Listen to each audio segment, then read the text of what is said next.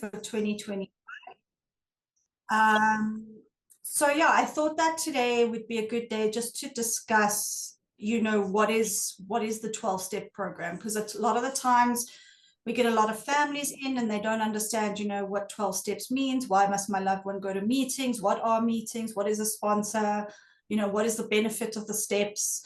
So I just thought for the first meeting to kick us off, it would be good to look into the 12-step program and just kind of break it down a little bit, like it as easy as possible. Just before I begin, with the 12-step program is obviously one of the most successful programs that have been developed to assist people with addiction or alcoholism. I'll get into the factual parts of it now, but I think it's one of the most proven ways to treat it, and it's one of the most successful programs that are out there. Just because, addiction is not just about the substance, about the the behavior and that around it as well. And what they've learned is that with the way the 12 steps are structured, people can change their behavior while working on themselves through this program. And this is something that we do at Changes Rehab, where we focus on a lot of the psychoeducation, but also giving them the tools of the 12-step program that they can utilize once they leave treatment. So just to start off with, I'm just going to break down what the 12 steps are, or what the 12-step program is. It's a mutual aid. The 12-step programs are mutual aid organizations for the purpose of recovery from substance addictions, behavioral addictions, and compulsions. When we talk about behavioral addictions and compulsions, we often get what we call process addictions, whether it's gambling, sex, food, love, relationships, codependency. All of these would form under, behavioral addictions and compulsions. And food is one of them as well. So a lot of the 12-step programs have been formulated from the original Alcoholics Anonymous program, which was developed in the 1930s. If I'm not mistaken, it was 1935 when the first big book was written. So this program was developed, which was, so that it could aid its membership to, so it was developed in, I think, 1935. And since that time, dozens of other organizations have been derived from AA's approach to address problems as varied as drug addiction, compulsive gambling, or overeating. So like I mentioned, the process addictions also sort of work around the 12 steps and work off of the 12-step program, which was developed by Alcoholics Anonymous in the 1930s. So basically the two main fellowships that are around, or were around in the beginning, is Alcoholics Anonymous, and then there was Narcotics Anonymous. Just a little bit of random history. Narcotics Anonymous was developed in 1953, where the addicts were not allowed to go into meetings that were for alcoholics in those times. So if you were using drugs, you weren't allowed to attend a 12-step, meeting. So what the addicts decided to do was ask to borrow the 12 steps and then develop that into a fellowship of their own. So you'll see a lot of these fellowships do run the same 12 steps, and they run off of the same steps. They utilize a version of AA's suggested 12 steps first published in 1913. So what this process does involve is the following: is that admitting that one cannot control one's alcoholism, addiction, or compulsion, coming to believe in a higher power that can give strength, examining past errors with the help of a sponsor or experienced member, making amends for these errors, learning to live a new life with a new code of behavior, and helping others who suffer from the same alcoholism, addictions, or compulsions. I think the biggest one here is the admitting. A lot of people will come into treatment and won't be able to, they can admit that they have a problem, but won't be able to admit that they can't control it. Because a lot of times people come into treatment, they still have their jobs, they still have their loved ones, they haven't, landed up in jail, they haven't, there's a lot of things that could contribute to people not admitting that they cannot control their using. We get a lot of people that also come into treatment that say, but I only use on weekends. And what that means is, like, you might only use on weekends, but you still can't control it, and you still have a completely unmanageable life. And a lot of the times there's a disconnect from a higher power, whether that's God, whether that's Allah, whether that's Buddha, or whatever they believe in. There's that disconnect that they can't trust that something bigger than themselves. Experienced member, I'll get into sponsorship further on in the line, is that, and this is where, when we get into the steps, I'll explain to you how it works, is that a lot of the times a 12-step fellowship allows one to identify their defects of character. So I think, yeah, it's just really, you know, an addict or alcoholic can't always see the patterns of behavior. They can't always see where they are going wrong. They can't always see their dishonesty. A lot of the times they don't believe they're selfish. They don't believe they're dishonest. They believe that everything is fine, everything is functioning fine. And it often takes like in treatment, that would be the role of a counselor that would call them out on their behaviors and their defects. Whereas but they're not always going to have that counselor to turn to. So they're going to have to start looking, you know, for a sponsor, which is someone that can obviously go through that with them and call them out on that stuff so that they can work on those patterns of behavior. Then there's making amends for these errors, which is, I don't want to say it's saying sorry, because sorry is such an overused word in addiction, with addiction and addictive families. Amends is more about taking responsibility for the behavior and their situations. So a lot of the times when we have our first family conjoints, your loved one's going to rush off and say, I'm so sorry, I've done so much bad and hurt to you. Like, I feel so bad about it. It'll never happen again. You know, it's always an instinct for an addict or alcoholic just to jump straight into I'm sorry. And I'm sure to many of you in the room, I'm sorry means nothing. Because they've said it again and again and again and again, and it doesn't change, and the behavior change, and everything stays the same. So when we talk about making amends for their errors, and that's like the taking responsibility for their patterns and their behaviors and their dishonesty and their selfishness, and obviously making an amend to work at it and do better. And then learning to live a new life with a new code of behavior, is that when we look at 12-step programs, it's a lifelong process. And what that means is that it's developing a new lifestyle, it's developing a new way of thinking, a new way of doing things. So, and that's what we mean by new code of behavior, is that when your loved one comes out, they're going to see that, you know, this is the behavior that needs to change, this is what I need to work on, and this is how I need to work on it.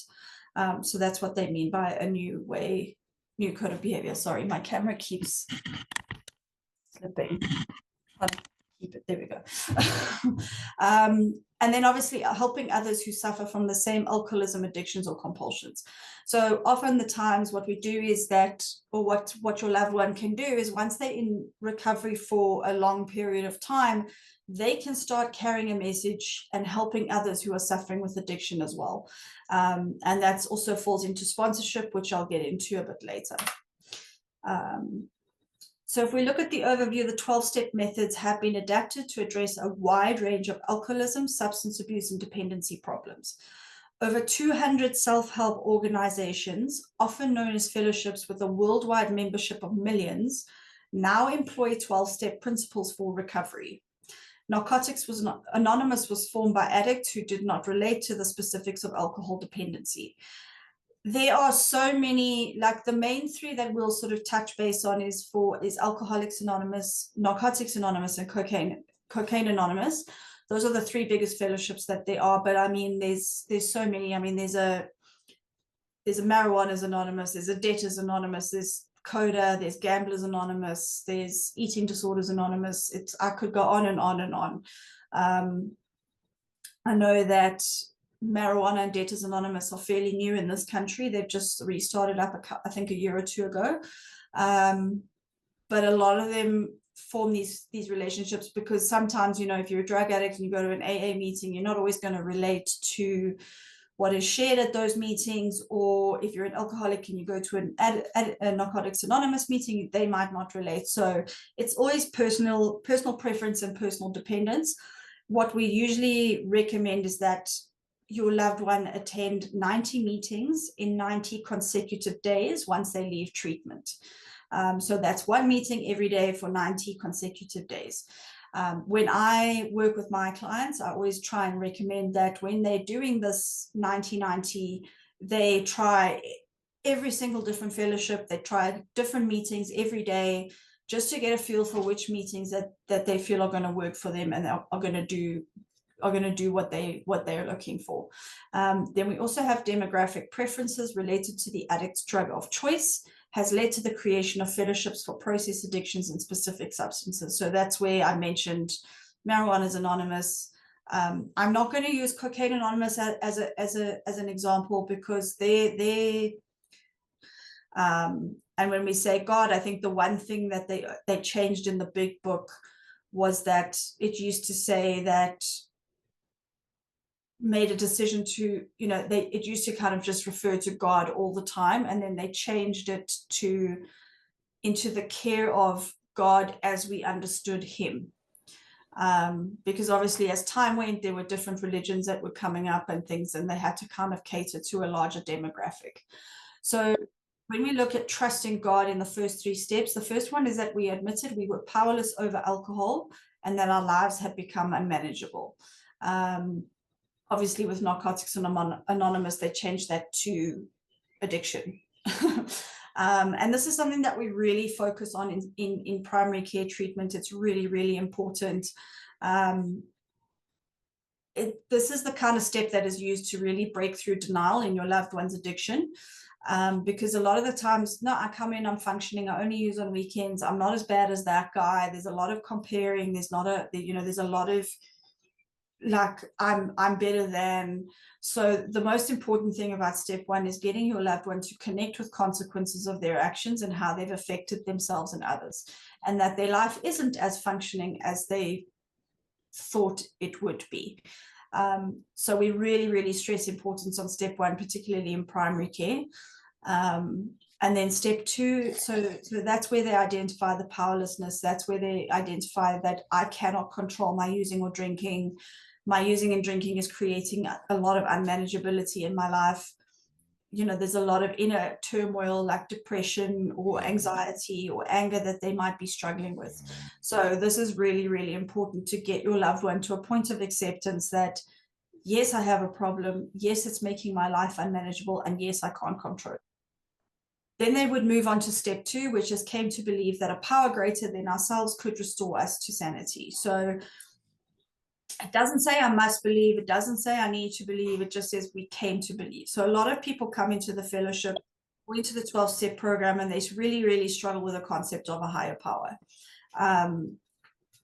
Some people do come in and they've got a religion and they attend certain religious practices that they believe work for them, but there's that disconnect because obviously when we're drinking and using, we're not really fully connecting to our higher power. So all step 2 is to try and get your loved one to come to believe that there is something that's greater than them that they can turn their life over to, and that will hopefully get them on a path of right direction.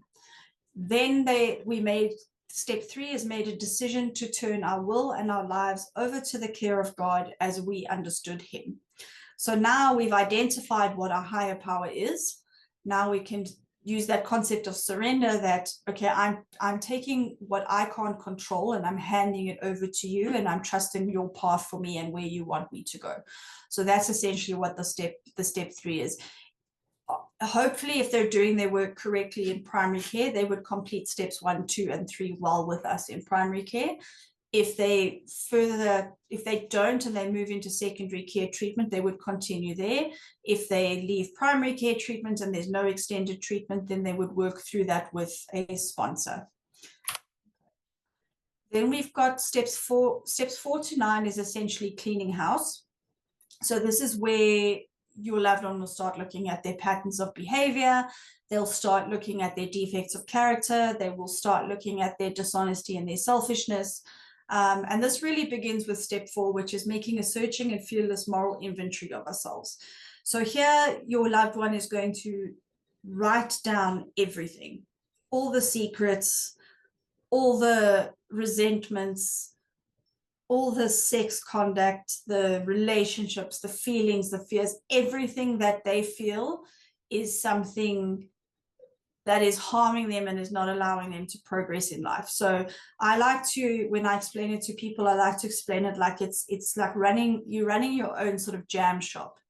And every now and then you've got to do a stock take of the shop. And then obviously what you're going to do, you're going to get rid of the expired items. You're going to replace the broken items. And that's essentially what, sorry, I'm falling down again. Apologies. So that's essentially what they're doing with their lives, is that they're just kind of looking at the expired items, throwing those out, replacing broken items with new ones, and just basically running a stock inventory of their lives. And then what they do is they take all of that information that they've now written down, and they could move on to step 5, which is admitting to God, ourselves, and another human being the exact nature of our wrongs. So what that means is I'm now going to take everything that I've put down in my step 4, and that I've just, for lack of a better word, vomited out onto paper, because obviously they need to be as thorough as possible and as honest as possible. And I don't mean honest with the counselor. I don't mean honest with their parents, their loved ones, their husbands, their wives. I mean honest with themselves, because if your loved one or an addict or alcohol can't be honest with themselves, there's no chance of them moving forward. So they'll take all that stuff they've written down and they will share that with someone else. So it's essentially, I'm getting rid of these secrets, and I'm getting rid of these sort of demons that are I'm holding on to, that I can't hold on to. Obviously in the 1930s, they didn't have things like sponsors and counselors and all of this. So they would generally go either to, the doctor or the priest. But nowadays they would sit and do a step 5 with their sponsor, and just kind of go through that. And then the sponsor would then help them identify what their defects are and obviously their patterns of behaviors. So this is just kind of getting all the dirty laundry out and into the open and working through that. They would then move on to step 6, which is we're entirely ready to have God remove all these defects of character. So as I mentioned, in step 5, your sponsor is going to help you point out what your defects are. And then you're going to basically make a list of those, and you're going to start working through your defects and saying, what would I like to do differently in terms of these defects? So for example, if I'm generally a jealous person, I'd want to become, say, for example, more trusting. So that is where that would come in. 7, 8, and 9. So step 7 is humbly ask him to remove our shortcomings. And this is where you would ask your higher power or God or whatever it is you believe in to remove those defects of character from yourself. So I'm taking all of the stuff that I have and I'm handing it over. It's also looking at about, like, can I be 100% honest with someone, even if it means they're not going to like me very much? Or am I going to be 100% honest with myself? So that's essentially what the step 7 is.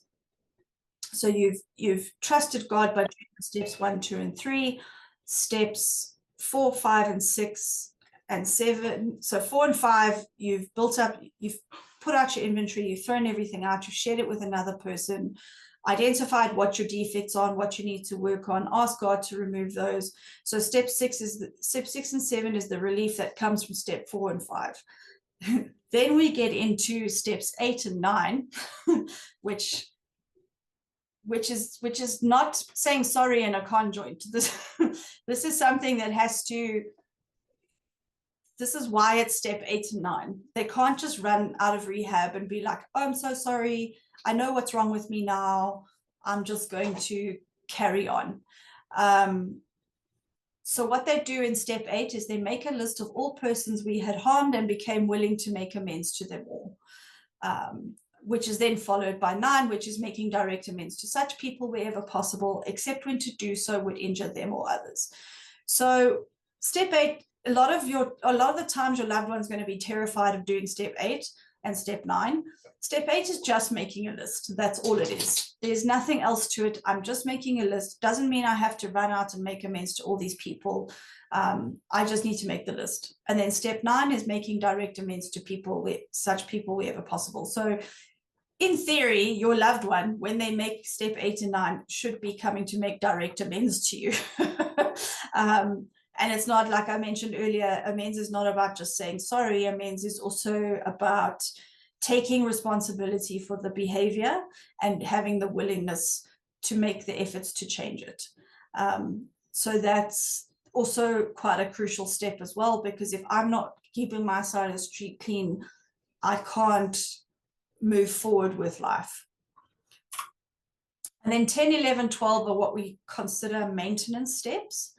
And these are helping is for helping others. So number 10 is we continue to take personal inventory, and when we were wrong, promptly admitted it. This is something we actually do with your loved ones in treatment as well. They just aren't really aware of it. But they get a little reflection book diary that they write in every single night. They answer 10 questions, things like, was I dishonest today? What did I do to love myself today? Just 10 questions around their behavior for the day. And then we usually ask them to do, half a page to a page reflection on their thoughts, their feelings, their emotions, and what they've kind of experienced throughout the day. And that's essentially what we call a step 10. That they would do when they get out. They would normally do it and send it to their sponsor. And this just helps them to reflect, okay, look, I've been angry for 6 days. Maybe I should look into speaking to my sponsor about working through that resentment. Or I was really horrible to my mom today. How do I need to go and make an amend for my behavior? So that's why step 10 is really, really important. I often say first sign of relapse or first sign of heading towards a relapse is they don't take their journals with them when they leave treatment, or they just stop doing them completely. Step 10 is really, really important because it's just that daily maintenance of what have I done wrong today? What do I need to change? How do I need to change it? And then step 11 is sought through prayer and meditation to improve our conscious contact with God, as we understood him, praying only for knowledge of his will for us and the power to carry that out. So that's really just maintaining a connection with a higher power of their understanding. So prayer, meditation, going to church, synagogue, temple, whatever it is that they believe in or helps them to connect with their higher power, then this is what they would do. So every day they need to sort of develop it into a pattern of like, okay, I'm going to wake up, I'm going to pray in the morning, or I'm going to meditate at night, or whatever it is that they choose to do that works for them. And then lastly is step 12, which is having had a spiritual awakening as the result of these steps. We try to carry this message to alcoholics and practice these principles in all our affairs. When we say spiritual awakening as a result of these steps, it's about carrying the message, sharing at meetings, helping, like by sponsoring people once they make it to a certain point in their recovery, trying to practice the 12 steps every single day. So when your loved one gets out, yes, there's written work, there's meetings, they've got to do all of this stuff, but eventually this is supposed to, applying these steps in their day-to-day life is supposed to, they're supposed to be doing this day to day, like just off the hat. It should become part of routine. Just to kind of, they're supposed to live the program and not do it because it's a chore. So that's a very brief summary of the 12 steps. There are books that you could get from an AA or NA meeting that do explain them in more detail. Should you want some information on that, you're welcome to just contact your counselor, and I can give you the details around those. Okay, so I'm going to jump into, does anyone have questions or want to add anything while I just continue, before I continue?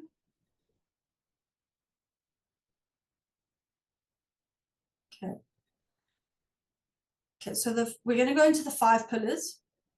Let me just check. Okay, we're just going to go into the 5 pillars, and I think this is really, really important because a lot of your loved ones are going to come out of treatment and they're going to mention, I need to do 5 pillars when I get out of here. So this is what they mean, because they don't always explain them, or they don't understand them, or they don't, because sometimes, people just struggle with it. So the first one is meetings or fellowship. This is like absolutely crucial when your loved one, I mean, they're all crucial, but this is like the most crucial when your loved one gets out of treatment. The importance of meetings and fellowships is that it offers connections with other recovering addicts or alcoholics. It allows them to share and relate to others. There's a lot of therapeutic value when one addict can carry a message to another addict. Your loved one cannot do recovery alone. Does not mean I've been to treatment for 21 days, I'm cured, I can do this on my own. It's not the case. Your loved one they have to continue with fellowship, 5 pillars, 12-step program. It's a rest of their life situation. And they can't do recovery by themselves. They need a group of fellows or other recovering alcoholics and addicts to help them in order to kind of guide them through life and help them stay clean and sober. It also allows for the development of meaningful relationships, which means I'm not hanging around my drinking or using friends.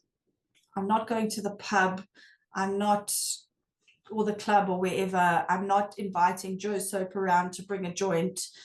I'm actually having meaningful relationships with people in recovery that are living the program and staying clean and sober. And also, when we look at meetings, there are face-to-face and online meetings available. I think the one benefit that came out of COVID was that it gave us access to more meetings around the world, if I can call it that. Like during COVID, you could go to a meeting in the UK, you could go to a meeting in Australia, you could go to meetings in Texas or the USA. So it did give us access to like more meetings around the world. I believe that face-to-face meetings are more important because it's crucial to get that fellowship and develop those meaningful relationships with others in recovery. And like I mentioned earlier, there are different fellowships available. I've put some of the logos up there. On the left, you'll see Al-Anon and Coda, which are really good family resources. So if you want some information regarding that, you can also just message your counselor and they'll be able to send you some links. And I think that's the beautiful thing, is that there are 12-step fellowships available for families as well. So a lot of the time you could join, say, for example, Co-Anon. Yourself as a family member would get your own sponsor, you would do your own step work and work your own 12-step program. Okay, sorry. I apologize, guys. This clip has died. So number 2 is the next most important, crucial one, is the sponsor. Sometimes in treatment, our recovery assistants or maybe someone that comes in and shares from the outside may have contacts for your loved one. Sometimes the counselors may have contacts, but it's not a guarantee that they're going to leave treatment with a sponsor. They need to take that responsibility and go to their first meeting and ask around for someone that would be able to sponsor them. But what a sponsor essentially does is, it's not somebody that pays your loved one to be in recovery. It's not someone your loved one will pay to help guide them through recovery. The sponsor needs to be someone who will freely give away what was given to them. And that's, working a program, working the steps, staying in recovery. It's freely giving from one to another. The sponsor will help the newcomer to navigate life on life's terms and can be called when the newcomer is craving. So it's someone that, like, for example, your loved one comes out, they have an argument, they're craving, they want to go and drink, they want to go use. They should phone their sponsor and say, I'm really struggling. This is what I need help with. Can you help me? What should I do? They should be quite easily accessible. They guide them through their step work. That's also another really important thing, and encourage them to attend meetings.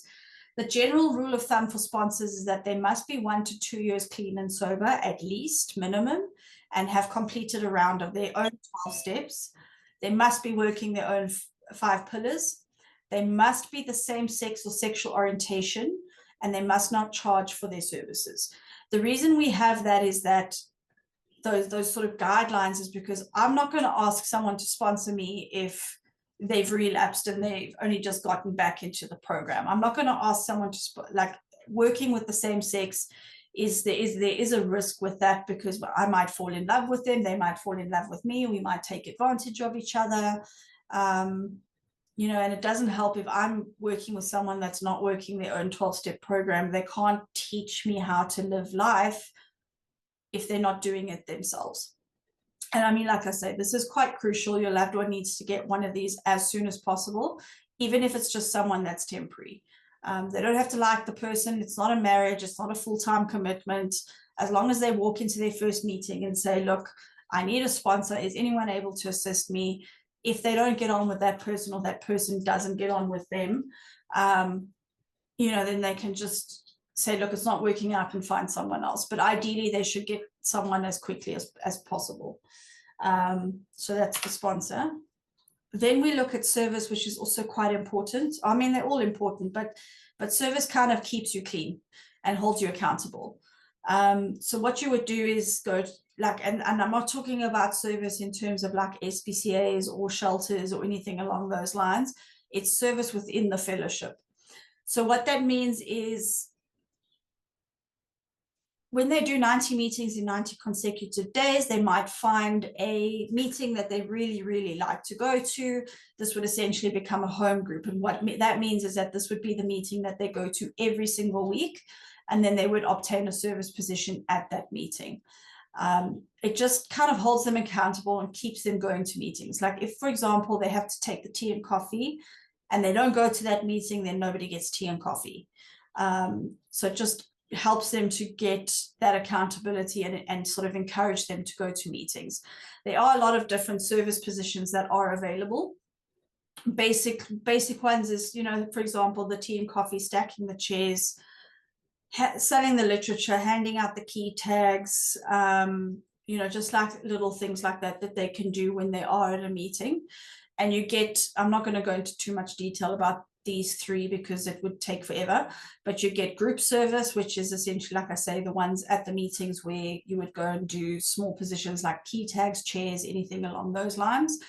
Then if they really want to get serious, there's area or regional service. So like Gauteng has a whole service committee on its own,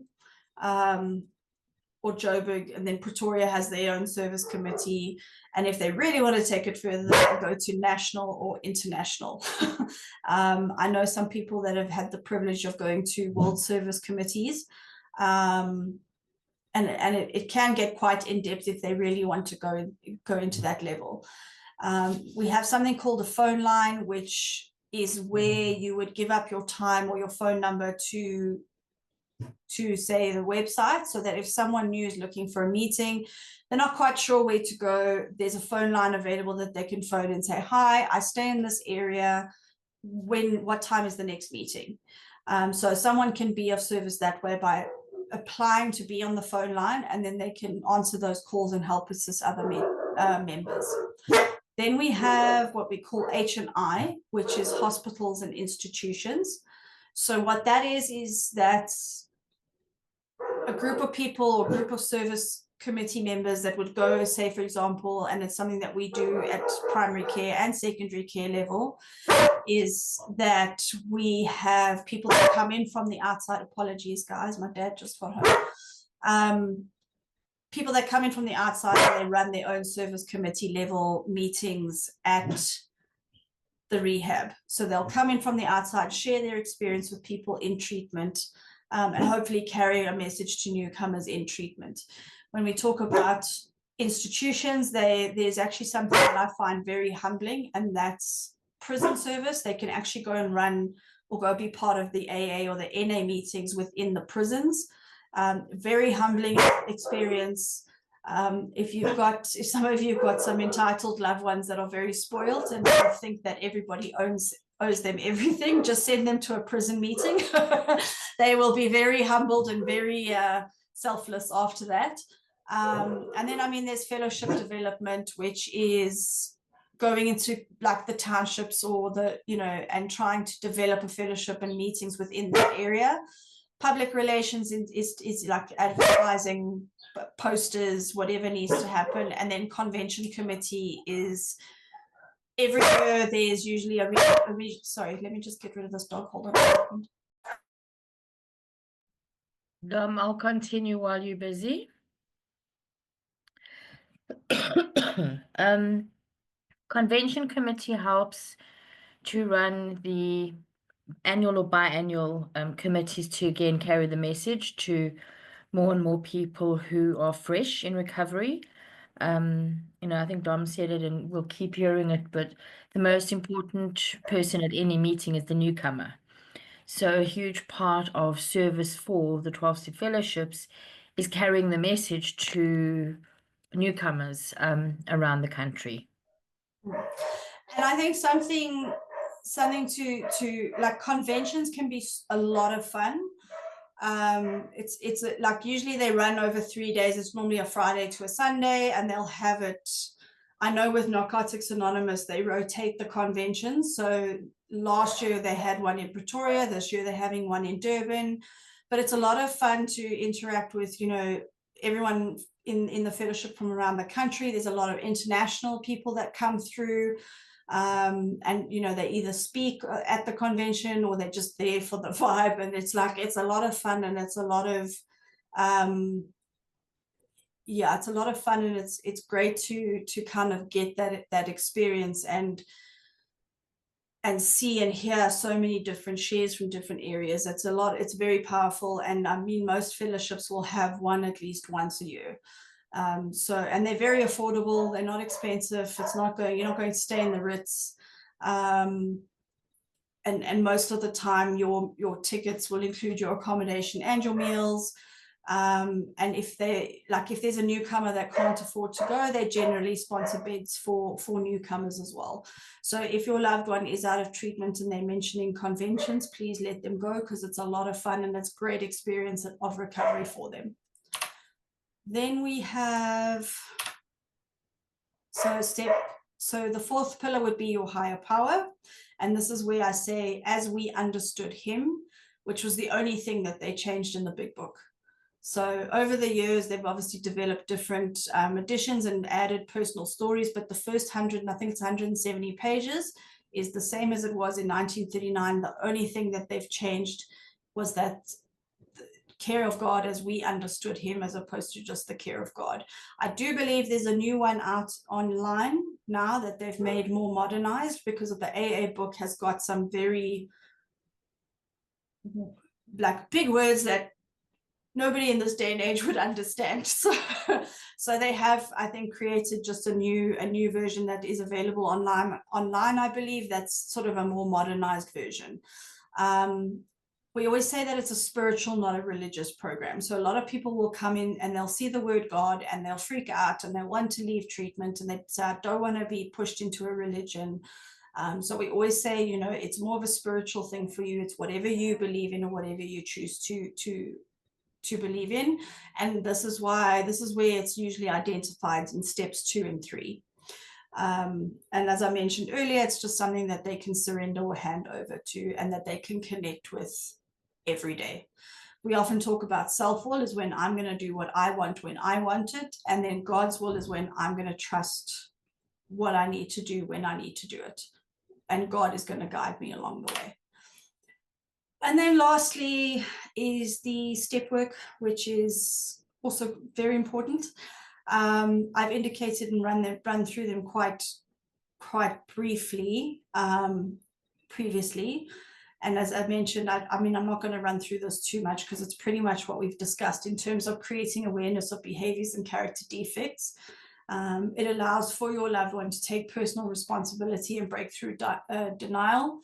And as I mentioned, there was the identifying the powerlessness and the unmanageability, and connecting to the consequences of their addiction. Obviously, like I said, we generally do steps 1 to 3 in primary care treatment. And then they would obviously continue the steps with a sponsor once they leave treatment.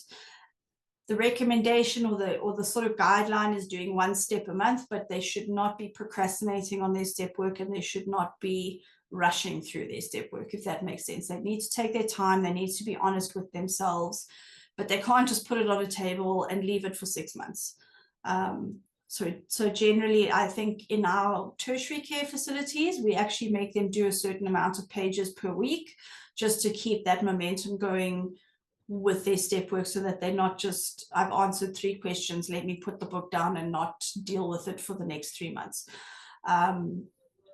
And yeah, so we've got steps, like I mentioned, steps 1 to 3 is trusting God, 4 to 9 is cleaning house, and 10 to 12 is helping others.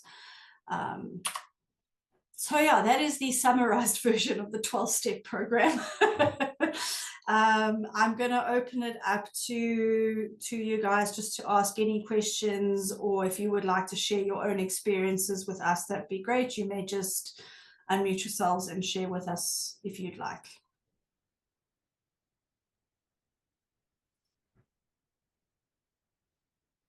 Thanks, Dom. I'm glad you mentioned about going through it at their pace and doing it properly. Because I think some of our clients here in the rooms that they've got to fly through the 12 steps. And then if they finish them, they can sponsor people. And, sponsors are a very big deal for another person. And we suggest that the sponsor has a sponsor and that they have more. Then I ask for 2 years clean. Some people ask for 12 months. And that's important because this fellowship is so powerful.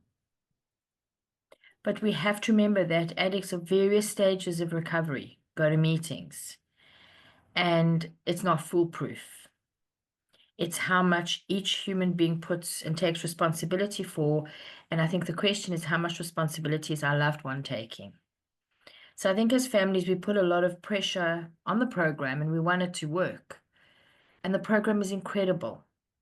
But it's like any other system, it works if we work it. So, I would like questions, but I think it's also really important for people to understand. We had a question for telephone number. This is not something for the parents. This is not something for the families. Coanon, Al-Anon, Nar-Anon, Tough Love, that's for the families. For the addicts, alcoholics, and people who are struggling with this disease, they're the ones that need to make the call. They're the ones that need to get to their first meeting. If they're in treatment, they're introduced. But when they finish treatment, it's their responsibility to get to a meeting.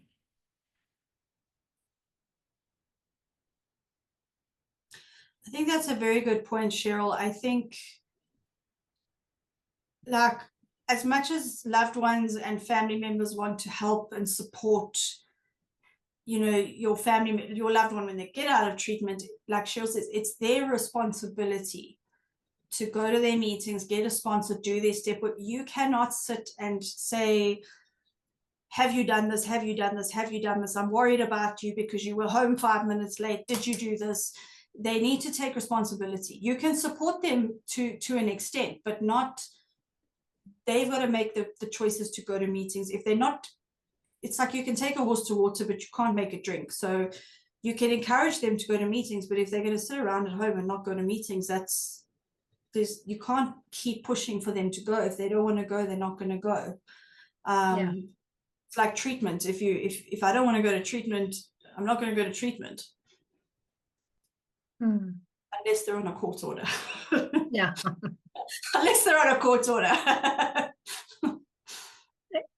Going back to this program is actually ultimately for me about 1 or 2 things.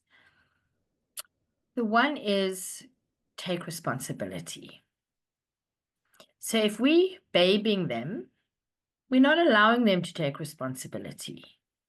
And, we've all done it. I've done it. I used to take him to meetings, sit in the car, and then come back and wonder why he's stoned. He didn't go into the meeting. He went to Hillbrow, used, and he came back. And I wanted to blame the program. Why didn't people look at him? Why didn't they call him and say, you can't use here? They have, one of their only requirement is a desire to not use or drink. So they don't have to be clean when they go to meetings. We say stick around long enough till the miracle happens or the penny drops. I personally don't care why people go to meetings. I don't care if it's to flirt with other people. I don't care if it's to have free coffee. go to meetings long enough until the penny drops. Because it's about responsibility, but ultimately it's about personal integrity to themselves, doing the next right thing when nobody's watching, which is honesty. If they're honest with themselves and they are working this program, recovery is very possible. But I think also if they're really working their program well, you as a family will see that's what they're doing, because the behavior will change. They'll be a lot better. They'll be a lot more polite. They'll be helping out around the house. Like everything will just be different. It won't be what you used to before they went into treatment.